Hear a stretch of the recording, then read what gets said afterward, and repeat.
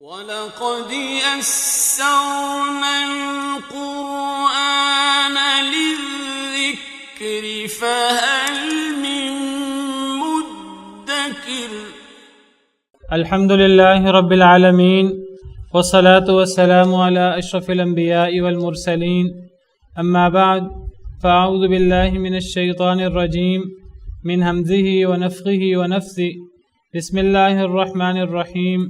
رب اشرح لي صدري ويسر لي أمري واحلل عقدة من لساني يفقه قولي. اللهم انفعنا بما علمتنا وعلمنا ما ينفعنا وزدنا علما. فبشر عباد الذين يستمعون القول فيتبعون أحسنه. أولئك الذين هداهم الله وأولئك هم أولو الألباب.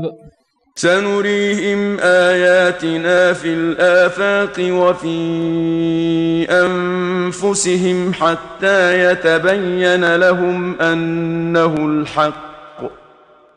أولم يكف بربك أنه على كل شيء شهيد.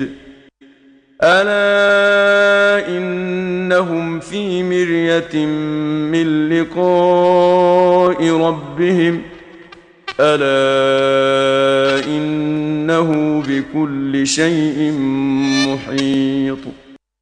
سنريهم آياتنا في الآفاق وفي أنفسهم حتى يتبين لهم أنه الحق.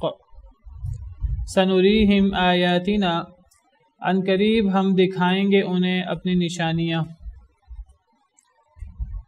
فی الآفاق، آفاق میں، آفاق کا مطلب کنارے، ان قریب ہم انہیں اپنی نشانیاں دکھائیں گے، فی الآفاق یعنی اس دنیا کے کناروں میں، وفی انفسہم اور ان کی اپنی جانوں میں بھی، حتی یتبین لہم انہ الحق، حتیٰ کہ واضح ہو جائے ان کے لیے کہ بے شک وہ حق ہے۔ اللہ تعالیٰ فرماتے ہیں کہ ہم عنقریب انہیں نشانیاں دکھائیں گے انہیں اپنی نشانیاں ہم ان کی جانوں میں بھی دکھائیں گے۔ انسان کے اپنے نفس کے اندر، انسان کے اپنے جسم کے اندر اللہ کی اتنی بڑی بڑی قدرتیں ہیں، اللہ کی توحید کے دلائل ہیں، اور انسان کے اپنے جسم میں بھی اور انسان کے جسم کے باہر بھی ظاہری طور پر بھی اس کائنات میں، آفاق میں پھیلی ہوئی اللہ کی ہزاروں لاکھوں نشانیاں ہیں جو اللہ رب العالمین کے وجود پر، اللہ رب العالمین کی عظیم قدرت پر اور اللہ رب العالمین کی توحید پر دلالت کرتی ہیں۔ ہمارے جسموں کے اندر بھی اللہ کی نشانیاں ہیں اور ہمارے جسموں کے باہر خارج میں بھی، دنیا میں جگہ جگہ ہمیں اللہ کی نشانیاں بکھری نظر آتی ہیں۔ آفاق سے مراد ہمارے جسموں کے علاوہ دنیا میں جگہ جگہ پھیلی ہوئی، آفاق سے مراد بہت سارے مفسرین نے جو اسلام میں فتوحات ہوتی رہی ہیں وہ فتوحات مراد لی ہیں کہ کس طرح اللہ تعالیٰ مسلمانوں کو کفار پر اپنے فضل و کرم سے غالب کرتے رہے ہیں، اور یہ اس بات کی دلیل ہے کہ اسلام اللہ کا سچا دین ہے اور یہ دین غالب ہونے کے لیے آیا ہے۔ آپ کہیں گے اگر یہ سچا دین ہے اور یہ غالب ہونے کے لیے آیا ہے تو آج مغلوب کیوں ہے؟ آج مغلوب یہ ہمارے اعمال کی وجہ سے ہے، مسلمانوں کے دین کو چھوڑنے کی وجہ سے ہے اور آزمائش کی وجہ سے ہے، ورنہ اگر مسلمان کما حقہ اس دین پر عمل پیرا ہوں تو یہ دین غالب ہی ہوگا۔ یہ دین غالب ہونے کے لیے آیا ہے، مغلوب ہونے کے لیے نہیں آیا۔ لیکن آزمائش بھی ہوتی ہے انسان کی، اور پھر انسان کی عملی کوتاہی بھی ہے، مسلمانوں کی اپنی کوتاہی بھی ہے، ورنہ تو اللہ کے وعدے ہیں وَأَنْتُمُ الْأَعْلَوْنَ إِن كُنتُم مُؤْمِنِينَ، تم ہی غالب ہوگے اگر تم مومن ہو، اور اللہ کے وعدے ہیں إِنَّا لَنَنصُرُ رُسُلَنَا وَالَّذِينَ آمَنُوا فِي الْحَيَاةِ الدُّنْيَا وَيَوْمَ يَقُومُ الْأَشْهَادُ، کہ اپنے رسولوں کی ہم مدد کرتے ہیں اور ایمان والوں کی بھی، اس دنیا کی زندگی میں بھی اور قیامت کے دن بھی، جس دن گواہیاں قائم ہوں گی اس دن بھی ہم اپنے رسولوں کی اور ایمان والوں کی مدد کریں گے۔ تو اس سے پتہ لگتا ہے کہ اللہ نے اپنے رسولوں کی اور ایمان والوں کی مدد کرنی ہے، بشرطے کہ ایمان والے کما حقہ اپنے دین پر، دین اسلام پر صحیح طرح ایمان لائیں اور صحیح طرح اللہ رب العالمین کے احکامات کو تسلیم کریں۔ اگر مسلمان توبہ کر لیں، اللہ کی طرف رجوع کریں تو مسلمان ہی کامیاب ہوں گے، مسلمان ہی غالب ہوں گے۔ وَتُوبُوا إِلَى اللَّهِ جَمِيعًا أَيُّهَا الْمُؤْمِنُونَ لَعَلَّكُمْ تُفْلِحُونَ، اے مومنو تم سب اللہ کی طرف اجتماعی توبہ کرو تاکہ تم کامیاب ہو جاؤ۔ تو آج اگر ہمیں کچھ زوال نظر آ رہا ہے تو اس کی وجہ ہمارے اپنے خرابیاں اور بدعمالیاں ہیں، ورنہ اسلام غالب ہونے کے لیے آیا ہے۔ تو اگر مسلمان دین پر کما حقہ عمل پیرا رہیں گے تو اللہ تعالیٰ اس کائنات میں بھی مسلمانوں کو نشانیاں دکھائیں گے، بڑی بڑی فتوحات کی صورت میں بھی، جس سے مسلمانوں کو اطمینان رہے گا کہ ہمارا دین اسلام برحق ہے اور غالب ہونے کے لیے آیا ہے۔ اور اسی طرح فتوحات کے علاوہ اس کائنات میں جگہ جگہ اللہ کی نشانیاں پھیلی ہوئی ہیں، اس زمین میں بھی سمندروں کو، پہاڑوں کو، درختوں کو، جانوروں کو دیکھیں، جگہ جگہ اللہ رب العالمین کی قدرت، عظیم قدرت کار فرما نظر آتی ہے۔ اور اگر ہم آسمان کے کناروں میں اور بلندی میں دیکھیں تو وہاں بھی اللہ کی جگہ جگہ ہمیں قدرت نظر آتی ہے۔ وہ کہکشائیں ہوں، وہ کہکشاؤں کے اندر اربوں خربوں ستارے سیارے وغیرہ ہوں، تو انسان جتنا زمین و آسمان اور ان کی نشانیوں میں غور کرتا رہتا ہے اتنا انسان کے سامنے اللہ کی عظمت، اللہ کی قدرت آتی رہتی ہے۔ اور یہ اللہ کی عظمتیں اور اللہ کی قدرتیں صرف زمین و آسمان کی وسعتوں میں نہیں ہیں، صرف فتوحات میں نہیں ہے، بلکہ یہ انسان کو اپنے نفس کے اندر، اپنے جسم کے اندر اللہ کی بڑی بڑی قدرتیں نظر آتی ہیں۔ تو اسی کی طرف اشارہ کرتے ہوئے اللہ فرماتے ہیں ان قریب ہم انہیں دکھائیں گے اپنی نشانیاں، آفاق میں بھی، یعنی ہمارے جسم سے خارج باہر کی چیزوں میں، چاہے وہ فتوحات ہوں، چاہے وہ زمین کے اندر بکھری اللہ کی نشانیاں ہوں، چاہے وہ آسمان کی وسعتوں میں اللہ کی نشانیاں ہوں، وفی انفسہم، اور ان کے جسموں میں بھی، انسان کیسے پیدا ہوا اور انسان کا جسم، انسان کی اپنی تخلیق اللہ کی کتنی بڑی قدرت ہے، اور انسان کے اندر کتنے نظام اور کتنا باریک سسٹم اور کتنا جو ہے وہ اللہ رب العالمین کی عظیم قدرت انسان کی پیدائش کے اندر اور انسان کے جسم کے اندر نظر آتی ہے۔ تو یہ سب چیزیں جو ہیں، یہ ان سب چیزوں میں انسان غور کرے تو اس کے سامنے واضح ہو جاتا ہے، حتیٰ یتبین لہم انہ الحق، حتیٰ کہ واضح ہو جائے اس کے لیے کہ بے شک یہ حق ہے، یہ حق ہے سے مراد یہ قرآن حق ہے۔ قرآن پیش گوئی کرتا ہے کہ مسلمان اگر دین پر غالب رہیں گے، دین پر عمل پیرا رہیں گے تو غالب رہیں گے۔ قرآن نے پیش گوئی کی اور مسلمانوں نے پھر اس پیش گوئی کو عملی صورت میں دیکھا، وہ ہے کہ قرآن کی حقانیت ثابت ہوئی۔ قرآن کریم نے صلح حدیبیہ کے بعد قرآن کریم میں پیش گوئی تھی کہ وعدکم اللہ مغانم کثیرۃ تأخذونہا، اللہ تمہیں بہت ساری غنیمتوں کا وعدہ دیتا ہے جس کو تم پکڑو گے۔ فعجل لکم ہذہ، اللہ نے تمہیں یہ تو جلدی دے دیا ہے یہ غنیمت۔ وکف ایدی الناس عنکم، اور اللہ نے کافروں کے ہاتھوں کو تم سے روک دیا۔ تو قرآن کریم کی بہت ساری آیات میں اللہ رب العالمین نے مسلمانوں کو، صحابہ کرام کو وعدہ دیا کہ تمہیں عنقریب بہت سارے مال غنیمت ملیں گے، اور ملے۔ اس سے صحابہ کرام کے ذہنوں میں قرآن کی حقانیت واضح ہوئی۔ اسی طرح انسان قرآن کے اندر ایسی چیزیں پڑھتا ہے، اس کائنات، اس زمین کے بارے میں، اس آسمان کے بارے میں، اور پھر جب انسان کائنات کے اندر غور و فکر کرتا ہے تو تدبر کرنے کے بعد انسان کو اندازہ ہوتا ہے کہ قرآن نے کتنی سچی بات کہی تھی۔ قرآن کریم کہتا ہے کہ وَالسَّمَاءَ بَنَيْنَاهَا بِأَيْدٍ وَإِنَّا لَمُوسِعُونَ، کہ آسمان کو ہم نے قوت کے ساتھ بنایا اور ہم اس کو وسعت دینے والے ہیں۔ وَالسَّمَاءَ بَنَيْنَاهَا بِأَيْدٍ وَإِنَّا لَمُوسِعُونَ، اس آسمان کو ہم وسعت دینے والے ہیں۔ آج سائنس کہتی ہے کہ یہ کائنات وسیع سے وسیع تر ہوتی جا رہی ہے۔ قرآن نے یہ بات آج سے 1500 سال پہلے کہہ دی تھی کہ اس آسمان میں، اس کائنات میں وسعت ہوتی رہے گی۔ اسی طرح قرآن کریم کہتا ہے اولم یروا انا نأتی الارض ننقصها من اطرافها، کیا یہ لوگ دیکھتے نہیں کہ ہم زمین کو اس کی سائڈوں سے چھوٹا کرتے جا رہے ہیں، یعنی کائنات وسیع ہوتی جا رہی ہے لیکن زمین وہ چھوٹی ہوتی جا رہی ہے۔ آج سائنس بھی یہی بات کہتی ہے زمین چھوٹی ہوتی جا رہی ہے۔ 1500 سال پہلے نبی کریم صلی اللہ علیہ وسلم کو اس بات کا کیسے پتہ لگ گیا؟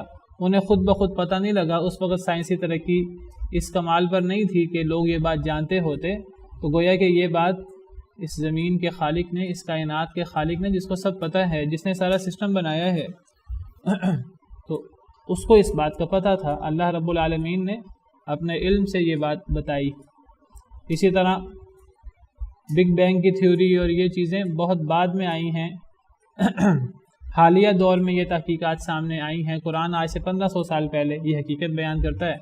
اولم یری الذین کفروا ان السماوات والارض کانتا رتقا ففتقناہما، کیا کافر لوگ دیکھتے نہیں کہ زمین و آسمان ملے ہوئے تھے پھر ہم نے ان کو الگ کر دیا، جدا کر دیا۔ قرآن کریم 1500 سال پہلے یہ حقیقت بیان کرتا ہے۔ قرآن کریم میں بہت سارے ایسے سائنسی حقائق زمین کے بارے میں، آسمان کے بارے میں موجود ہیں کہ جن کا اس دور میں لوگوں کے وہم و گمان میں بھی یہ باتیں نہیں تھیں، اور آہستہ آہستہ جیسے سائنس کی ترقی ہوتی گئی، لوگ زمین و آسمان کی وسعتوں میں غور کرتے رہے، تو ایک بات بھی قرآن کریم کی غلط ثابت نہیں ہو سکی۔ جی، ہر چیز اکٹھی تھی، پھر اللہ نے انہیں الگ کر دیا۔ اب اس کی تفصیل کیا ہے، سائنسدان اس کی تشریح کرتے ہیں بگ بینگ تھیوری کے طور پر، کہ ہر چیز ملی ہوئی تھی، ایک بڑا دھماکہ ہوا اور پھر یہ چیزیں الگ ہونا شروع ہو گئیں، ایک دوسرے سے دور ہونا شروع ہو گئیں، آج تک یہ چیزیں دور ہو رہی ہیں اور چیزیں ٹھنڈی ہوتی جا رہی ہیں۔ بہرحال یہ بگ بینگ تھیوری مشہور تھیوری ہے، تو قرآن کریم میں یہ بات 1500 سال پہلے موجود ہے سورہ انبیاء میں۔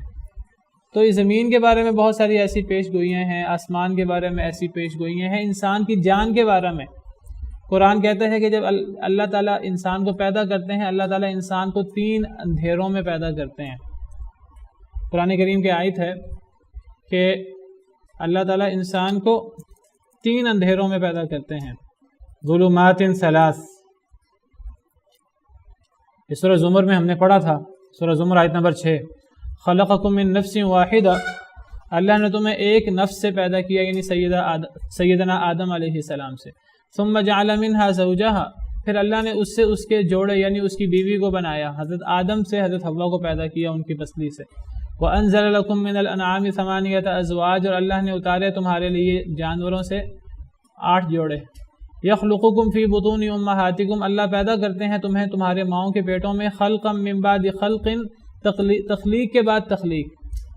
انسان جب ماں کے پیٹ میں پیدا ہوتا ہے تو ایک تخلیق نہیں ہوتی، ایک تخلیق کے بعد دوسری تخلیق، پھر نئی تخلیق، نطفہ سے علقہ نئی تخلیق ہے، علقہ سے مضغہ نئی تخلیق ہے، مضغہ کے بعد پھر ہڈیاں اور ہڈیوں پر گوشت، یہ نئی تخلیق ہے۔ ثم انشأناه خلقا آخر، پھر ایک نئی تخلیق کی صورت میں انسان جو ہے وہ پیدا ہوتا ہے۔ تو یہ ماں کے پیٹ میں اللہ نے انسان کو تخلیق در تخلیق میں پیدا کیا، فی ظلمات ثلاث، 3 اندھیروں میں۔ یہ رحم مادر میں اور رحم کی یہ تفصیلات 1500 سال پہلے کوئی انسان کیسے جانتا تھا؟ کوئی انسان نہیں جانتا تھا، لیکن جو اللہ رب العالمین ان تمام چیزوں کے خالق ہیں، انسان کے خالق ہیں، زمین کے خالق ہیں، آسمان کے خالق ہیں، وہ ان سب چیزوں کو جانتے تھے۔ جو خلاق العلیم ہے اس کو پتا تھا، تو یہ اس بات کی بہت بڑی دلیل ہے کہ قرآن اللہ کا کلام ہے۔ انسان کی جان کے اندر ایسے دلائل موجود ہیں کہ جیسے جیسے وہ حقائق کھلتے گئے تو قرآن کی حقانیت مزید واضح ہوتی گئی۔ انسان کی جان کے اندر ایسی باتیں موجود ہیں۔ مورس بکائے، ڈاکٹر مورس بکائے جو ہے بہت بڑا سائنٹسٹ تھا، بہت بڑا جو ہے وہ اسی جو ہے وہ انسانی جسم اور جنین اور ان چیزوں کا بہت بڑا ماہر تھا۔ تو وہ ان چیزوں کو دیکھ کر جب اسے بتایا گیا یہ چیز قرآن میں موجود ہے، وہ حیران رہ گیا کہ 3 اندھیرے ہیں ماں کے پیٹ میں، قرآن میں یہ بات موجود ہے۔ وہ ایک نئی تحقیق ہوئی تھی، تو ایک نئی تحقیق آئی تھی کہ ماں کے پیٹ میں 3 اندھیرے، 3 جھلیاں ہوتی ہیں جس کے اندر بچہ ہوتا ہے۔ ایک رحم کے اندر جھلی، پھر اس کے باہر ایک جھلی، پھر رحم کی جھلی، یا اس طرح کر کے 3 جھلیاں ہوتی ہیں جس کے اندر بچہ ہوتا ہے. قرآن نے یہ بات 1500 سال پہلے بیان کر دی تھی. اس دور میں آج سے 50-60 سال پہلے کی بات ہے، ڈاکٹر مورس بکائے. تو اس دور میں یہ نئی تحقیق ہوئی تھی. جب اس کو پتہ لگا یہ بات قرآن میں موجود ہے تو اس نے کلمہ پڑھ لیا، لا الہ الا اللہ محمد الرسول اللہ، اور اسلام لے آیا. پھر اس نے کتاب لکھی ایک کہ بائبل قرآن اور سائنس، بائبل قرآن اور سائنس اس طرح کر کے کہ سائنس کی کون کون سی باتیں اور بائبل آپس میں ٹکرا رہی ہے، اور قرآن کریم اور سائنس میں کوئی ٹکراؤ نہیں ہے آپس میں. جو قرآن نے دعویٰ کیا ہے سائنسدان آخرکار اسی نتیجے پر پہنچے ہیں جو قرآن نے دعویٰ کیا ہے. اور اس نے ثابت کیا بعد میں کہ قرآن کریم کے کسی دعوے میں اور سائنس کے دعوے میں کوئی ٹکراؤ نہیں ہے آپس میں. اور اس نے ثابت کیا کہ بائبل میں بہت سی ایسی باتیں ہیں جو سائنس کے حقائق سے ٹکراتی ہیں، جس سے پتہ لگتا ہے کہ بائبل میں تحریف ہو چکی ہے. اس کے اندر لوگوں نے اپنے ہاتھوں سے کچھ چیزوں کا اضافہ کر دیا ہے، اور وہ انسانی چیزیں ہیں، وہ تحریف شدہ ہے، لہٰذا وہ ٹکراتی ہیں سائنس سے. لیکن قرآن کریم کی کوئی بات سائنس سے ٹکراتی نہیں ہے. بہرحال تو ہماری اپنی جانوں میں اور اس کائنات کی وسعتوں میں، زمین میں، آسمان میں، اور یہ جو فتوحات ہوتی رہیں، یہ ساری پیش گوئیاں، یہ سارے حقائق قرآن کریم میں موجود ہیں. جیسے جیسے یہ حقائق کھلتے رہتے ہیں، آہستہ آہستہ کھلتے رہتے ہیں، ویسے ویسے جو ہے وہ قرآن کی حقانیت واضح ہوتی رہتی ہے، اور لوگوں کا، مسلمانوں کا قرآن کریم پر ایمان مضبوط ہوتا رہتا ہے. اور جو لوگ غیر مسلم میں جب ان چیزوں کو غیر جانبداری سے دیکھتے ہیں، وہ بھی مسلمان ہوتے رہتے ہیں غیر جانبداری سے جو دیکھتا ہے. جیسے میں نے آپ کو مثال پیش کی، ڈاکٹر مورس بکائی مسلمان ہو گیا اس بنا پر، غیر مسلم تھا وہ مسلمان ہو گیا اس بنا پر. بہت سارے لوگ اس طرح کر کے مسلمان ہوئے ہیں، اور مسلمانوں کے ایمان مضبوط ہوئے ہیں. قرآن کریم کہتا ہے کہ زمین و آسمان اور یہ جتنے جرائم فلکی ہیں سارے حرکت میں ہیں. سائنس جو ہے وہ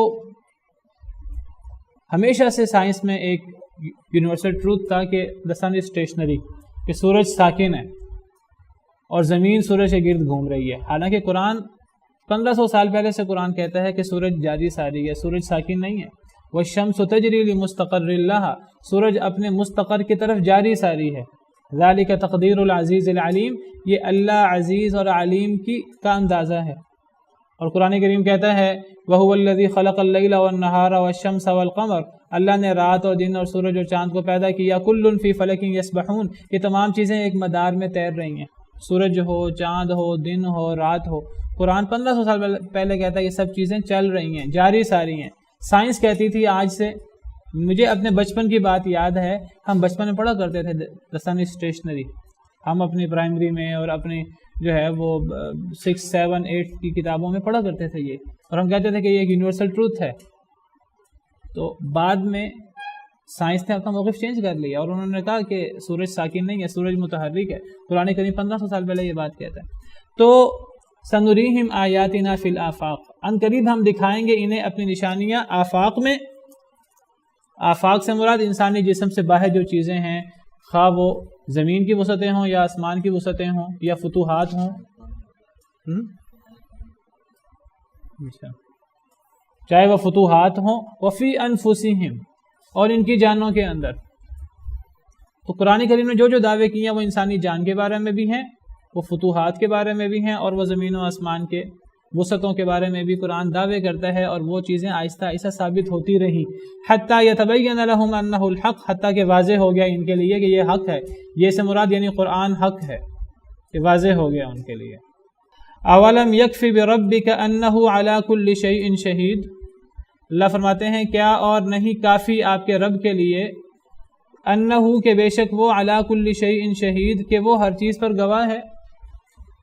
اللہ فرماتے ہیں کہ یہ جو قرآن کی حقانیت کی، دین اسلام کی حقانیت کے یہ جو دلائل لوگوں کے سامنے کھلتے رہیں گے، یہ تو کھلتے رہیں گے اور قرآن کی حقانیت واضح ہوتی رہے گی، لیکن اللہ فرماتے ہیں یہ سب چھوٹے دلائل ہیں.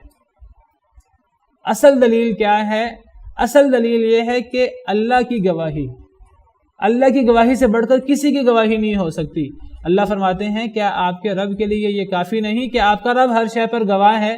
تو اللہ جو ہر شے پر گواہ ہے اور سب سے بڑی گواہی بھی اللہ کی ہے، تو اصل اہمیت اللہ کی گواہی کی، اصل اہمیت اللہ کی بات کی ہے، اور اللہ اس بات کی گواہی دیتے ہیں کہ محمد صلی اللہ علیہ وسلم اللہ کے رسول ہیں، اور اللہ اس بات پر گواہ ہے کہ قرآن اللہ کی کتاب ہے۔ اور یہ سب سے بڑی دلیل ہے قرآن کی حقانیت کی۔ یہ باقی سارے دلائل چھوٹے ہیں، یہ جو قرآن کی حقانیت واضح ہوتی رہتی ہے وقتاً فوقتاً، کبھی انسانی جان کے بارے میں قرآن کے دعوے، کبھی کائنات کی وسعتوں کے بارے میں قرآن کے دعوے سچے ہوتے رہتے ہیں، یہ سب چیزیں چھوٹی ہیں۔ اصل چیز کیا ہے؟ اللہ کی گواہی، اور اللہ کا یہ فرمانا کہ قرآن حق ہے۔ اللہ کی بات ان سب چیزوں پر حاوی ہے، اور اللہ نے گواہی دے کر فرمایا ہے کہ قرآن اللہ کا کلام ہے۔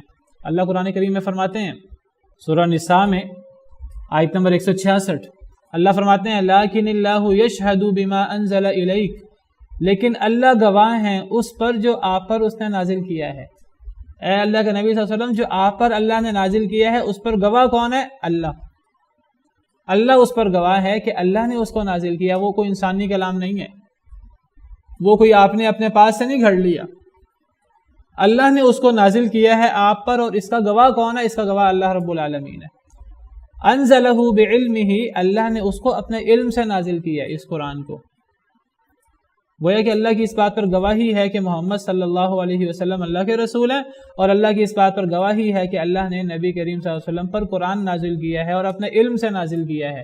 ان دونوں چیزوں پر اللہ گواہ ہیں۔ والملائکۃ یشہدون، اور فرشتے بھی گواہ ہیں اس پر، لیکن فرمایا کہ فرشتوں کی گواہی بھی بات کی بات ہے۔ وکفیٰ باللہ شہیدا، اللہ اکیلا گواہ کافی ہے۔ اللہ کی گواہی کے بعد کس کی گواہی کی ضرورت رہ جاتی ہے؟ فرشتوں کی گواہی کی بھی ضرورت نہیں ہے، اللہ گواہ کافی ہے۔ اب جب اللہ گواہ کافی ہے تو یہ دنیا میں یہ جو قرآن کریم کے حقائق کھلتے جا رہے ہیں یہ چھوٹے دلائل ہیں، بڑی دلیل اللہ کی گواہی ہے۔ ایک اور آیت کریمہ میں اللہ نے اس بات کو اس طرح واضح فرمایا ہے۔ اے اللہ کے نبی، آپ ذرا ان سے سوال کریں۔ سورہ انعام کے اندر اللہ کہتے ہیں، سورہ انعام آیت نمبر 19، قل، اے اللہ کے نبی آپ کہہ دیجئے، آپ ذرا ان سے پوچھئے مشرکین مکہ سے، ایو شیء اکبر شہادہ، کون سی شے سب سے بڑی ہے گواہی کے اعتبار سے؟ سب سے بڑی گواہی کس شے کی ہو سکتی ہے؟ تم لوگوں کی گواہی کی بات کرتے ہو، تم کہتے ہو جی اتنے گواہ ہونے چاہیے، 2 گواہ ہونے چاہیے، 4 گواہ ہونے چاہیے، 10 گواہ ہونے چاہیے۔ سب سے بڑی گواہی کس کی ہوتی ہے؟ آپ ذرا ان سے سوال کریں، پھر آپ انہیں خود جواب دیجئے، سب سے بڑی گواہی اللہ کی ہوتی ہے۔ قل اللہ، کہہ دیجئے اللہ سب سے بڑا گواہ ہوتا ہے۔ تو پھر سن لو، جب اللہ سب سے بڑا گواہ ہے، شہید بینی و بینکم، پھر اللہ میرے اور تمہارے درمیان گواہ ہے کہ میں اللہ کا نبی ہوں۔ اگر تم نہیں مانو گے تو اللہ تو اس کی گواہی دے رہے ہیں کہ محمد صلی اللہ علیہ وسلم اللہ کے نبی ہیں۔ اللہ تو اس بات کی گواہی دے رہے ہیں کہ اللہ رب العالمین نے قرآن کو نازل کیا ہے، کوئی مانے یا نہ مانے اللہ گواہ ہے، اور یہ سب سے بڑی دلیل ہے۔ وَأُوحِيَ إِلَيَّ هَذَا الْقُرْآنُ لِأُنذِرَكُم بِهِ وَمَن بَلَغَ، مجھ پر وحی کی گئی ہے یہ قرآن، اللہ کی گواہی ہے اس پر۔ کیوں قرآن وحی کی گئی ہے؟ لِأُنذِرَكُم بِهِ وَمَن بَلَغَ، تاکہ میں تمہیں ڈراؤں اس کے ذریعے اور جس تک بھی یہ قرآن پہنچے اس کو بھی ڈراؤں۔ یہ اللہ کی گواہی ہے میرے نبی ہونے پر اور مجھ پر قرآن کی وحی ہونے پر، اللہ کی گواہی ہے۔ أَإِنَّكُمْ لَتَشْهَدُونَ أَنَّ مَعَ اللَّهِ آلِهَةً أُخْرَى، کیا تم گواہی دیتے ہو کہ اللہ کے علاوہ دوسرے معبود ہیں؟ تم گواہی دیتے ہو، جھوٹی گواہیاں دیتے ہو، تم جھوٹے دعوے کرتے ہو کہ اللہ کے علاوہ اور معبود ہیں۔ کیا تم گواہی دیتے ہو اللہ کے علاوہ دوسرے معبود ہیں؟ اگر تم گواہی دیتے ہو اے مشرکین، قل لا اشہد، اے نبی آپ کہہ دیجئے میں اس بات کی گواہی نہیں دیتا۔ قل انما هو الہ واحد، کہہ دیجئے کہ وہ ایک ہی معبود ہے۔ وَإِنَّنِي بَرِيءٌ مِّمَّا تُشْرِكُونَ، اور میں بیزار ہوں اس سے جو تم شرک کرتے ہو۔ تو ان آیات کریمہ سے پتہ لگا کہ یہ جو قرآن کی باتیں سچی ثابت ہوتی رہتی ہیں، ہم ان کو بہت بڑے دلائل سمجھتے ہیں، یہ بڑے دلائل ہیں قرآن کی حقانیت کے، لیکن سب سے بڑی دلیل کیا ہے؟ کہ اللہ رب العالمین کی گواہی، اور اللہ رب العالمین کی گواہی کافی ہے کہ قرآن اللہ کی طرف سے ہے، نبی کریم صلی اللہ علیہ وسلم اللہ کے نبی ہیں۔ کیا کافی نہیں آپ کے رب کے لیے کہ وہ ہر شے پر گواہ ہے، اور اللہ کی گواہی سب سے بڑی چیز ہے۔ الا انہم فی مریۃ من لقاء ربہم، خبردار بے شک وہ شک میں ہیں اپنے رب کی ملاقات سے، اپنے رب کی ملاقات سے وہ شک میں ہیں۔ کفار مکہ وہ اللہ سے ملاقات سے اور بعث بعد الموت کے بارے میں وہ شک میں مبتلا ہیں، ان کو یقین نہیں ہے کہ ہم مرنے کے بعد زندہ ہوں گے۔ جب انہیں یقین ہی نہیں ہے مرنے کے بعد زندہ ہوں گے، لہٰذا وہ پرواہ بھی نہیں کرتے۔ ان کو محاسبے کا ڈر نہیں ہے. جب انہیں محاسبے کا ڈر نہیں ہے تو پھر وہ کوئی حیا نہیں کرتے، اللہ کا ڈر محسوس نہیں کرتے، لہٰذا وہ ڈٹے ہوئے ہیں بغاوت پر، اپنے انکار پر، اپنی تکذیب پر. وجہ کیا ہے کہ انہیں اپنے رب سے ملاقات کے بارے میں شک ہے کہ اللہ سے ملاقات ہوگی کہ نہیں ہوگی. وہ شک کرتے رہیں، وہ کفر کرتے رہیں، بعث بعد الموت کا، اللہ کا، ایمان بالیوم الآخر کا وہ انکار کرتے رہیں. یہ بات یاد رکھیں، الا انہ بکل شیء محیط، خبردار بے شک وہ یعنی اللہ رب العالمین بکل شیء محیط، ہر شے کو گھیرے ہوئے ہے. کوئی نہیں مانتا تو نہ مانے اللہ کی بلا سے، اللہ تو اس کو پکڑ لیں گے. پھر وہ اللہ رب العالمین کے قبضہ سے بھاگ نہیں سکتا، وہ اللہ رب العالمین سے دور نہیں جا سکتا. اللہ اس کو گھیرے ہوئے ہے، وہ نہیں مانتا نہ مانے. وہ اللہ کی پکڑ کو نہیں مانتا، وہ قیامت کو نہیں مانتا، وہ مرنے کے بعد کی زندگی کو نہیں مانتا، اللہ کے محاسبے کو نہیں مانتا تو نہ مانے. اللہ نے تو احاطہ کیا ہوا ہے، اللہ تو اس کو لے آئیں گے، اللہ تو اس کا حساب کریں گے. وہ نہیں مانتا تو نہ مانے. والعیاذ باللہ. بہت سخت انداز ہے اور جھنجھوڑنے کا انداز ہے کہ تم نہیں مانتے تو نہ مانو، اللہ تو تمہیں گھیرے ہوئے ہے، اللہ تم سے حساب کتاب لیں گے. في رحمه تحلو الحياة شوقا